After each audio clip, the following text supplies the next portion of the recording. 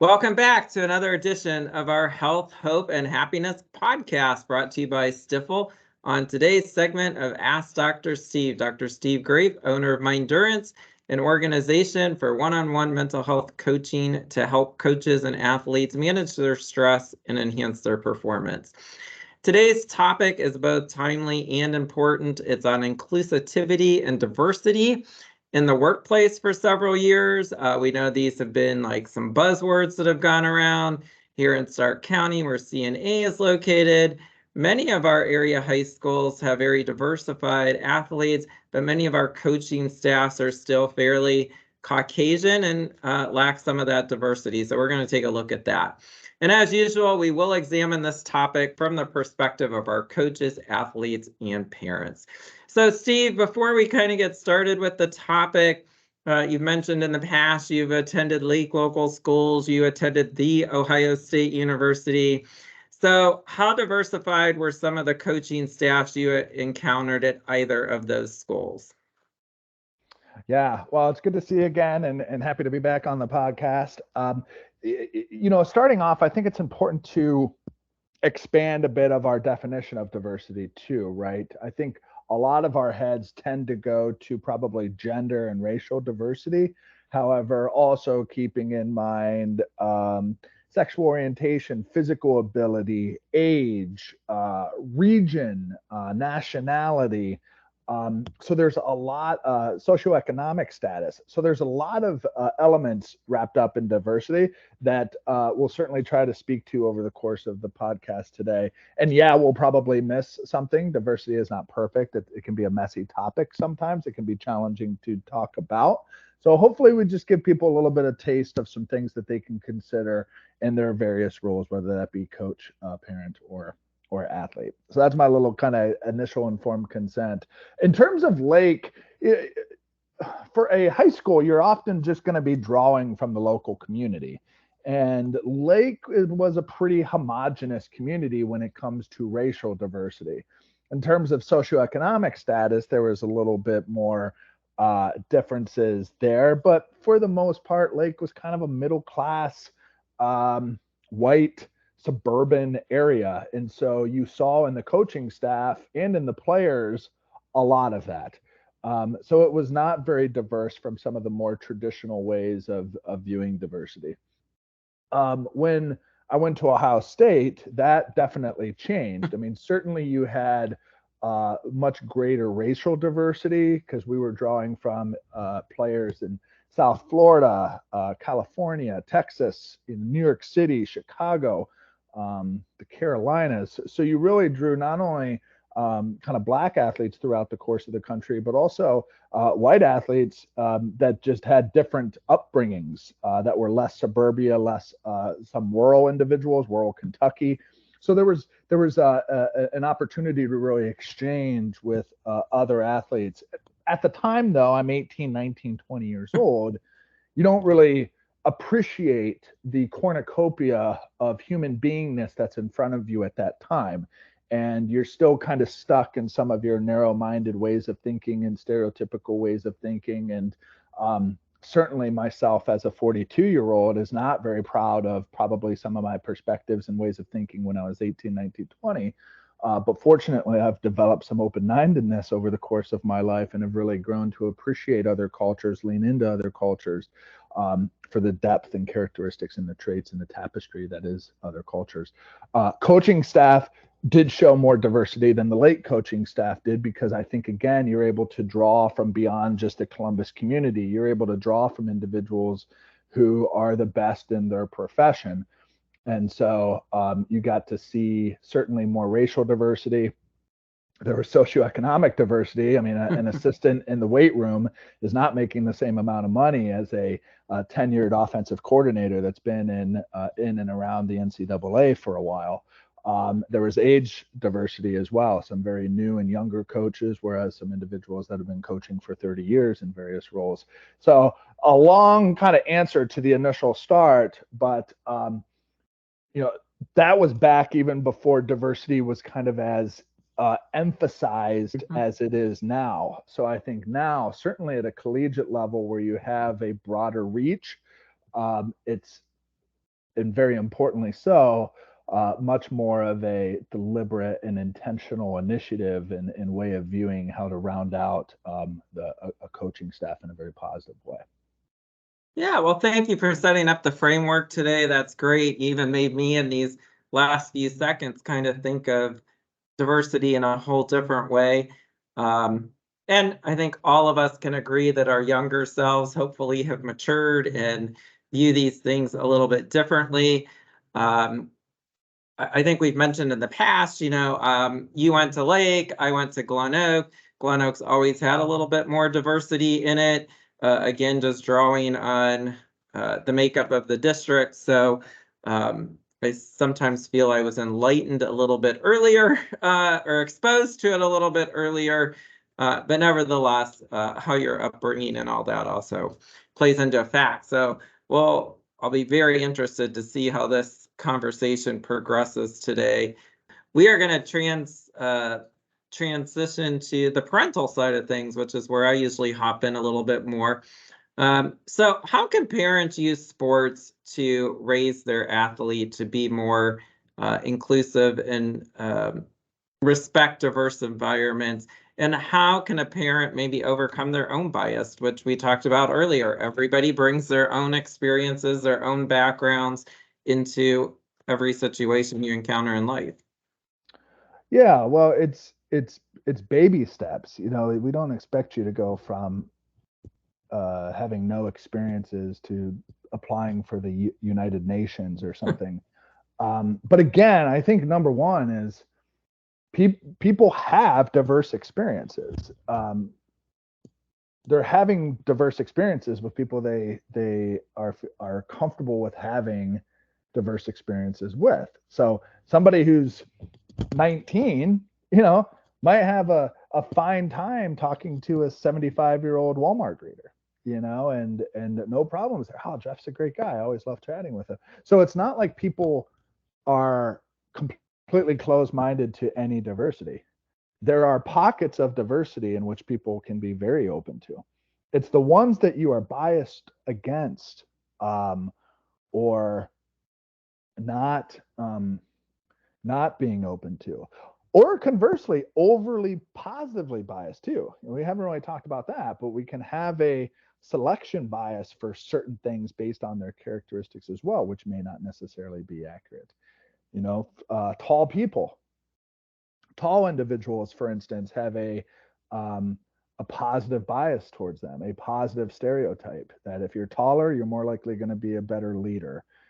That's a subconscious kind of thing. So if you look at the CEOs, a lot of them tend to have higher statures. There's been some research that has been done in some of these different things. So again, that's not necessarily great either. So, but it's recognizing what are the pockets of diversity that are making a parent or somebody more uncomfortable, and then what can be some baby steps to just start appreciating some of those diverse characteristics more. Is it going to a restaurant? Is it listening to a certain album of music? Is it sitting next to a particular person at the parent-teacher conference night? So there's these different ways that you can just kind of limp into it that doesn't require, again, an application to the United Nations. So, and I think if parents are able to do that, then that can start getting modeled to their kids as well. It's not massive, but these small behaviors, listening to jazz or Spanish music in the house, or having different foods for dinner, these types of things can just start to say, hey, we embrace different ways, or we're going to invite that older person over for the holidays because they don't have somebody, or we're going to go volunteer for the homeless shelter. Because they're kind of down on their luck right now. So doing these types of things, you're not directly saying, hey, we appreciate diversity in this household. But in a roundabout way, you're saying, hey, we appreciate diversity in this household. How can a parent address maybe discriminatory habits their athlete may be displaying while participating or watching sports?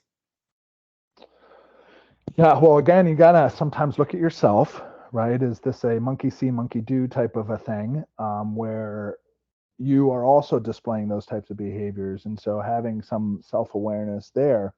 But then again, asking the athlete, not immediately inferring that they're trying to be discriminatory or negative, right? But like just asking them, hey, what's going on when you do X, Y, or Z, or don't do X, Y, or Z? What's your intention there? What are you thinking and feeling about this? And I understand that's kind of a evolved conversation that can be challenging for some parents and to have with their athletes, which is probably a whole nother conversation in and of itself, of just the level of emotional depthness and connectedness that we have with our parents and our young people. But a simple conversation can go an incredibly long way. You know, I hope that's been a recurring theme throughout all of our podcasts, is intentionality and simplicity, right? These do not have to be massive efforts. Sometimes it's just sitting down with somebody, looking them in the eye, opening up your ears, opening up your heart, opening up your mind with curiosity, and asking some questions and chit-chatting in a non-defensive type of way. I accomplish more with my individual clients by simply doing that than I could with any fancy tool, assessment, you know, some sexy psychology technique thing. You know, no, it's about getting to connect and understand one another as a human being. And from parent to child, from athlete to athlete, from athlete to coach to athlete, from coach to coach to community, community to community, community to state, state to state, you know, nation to nation, world within the world. And like that's how it happens. However, there's a lot of challenges that we still have to be able to have those types of conversations with people. Yeah, and then if a parent would hear another parent making racist or discriminatory comments about another player, maybe even the coach, how can this be addressed within the team and within the school without drawing more harmful attention to the situation from maybe outside the school district?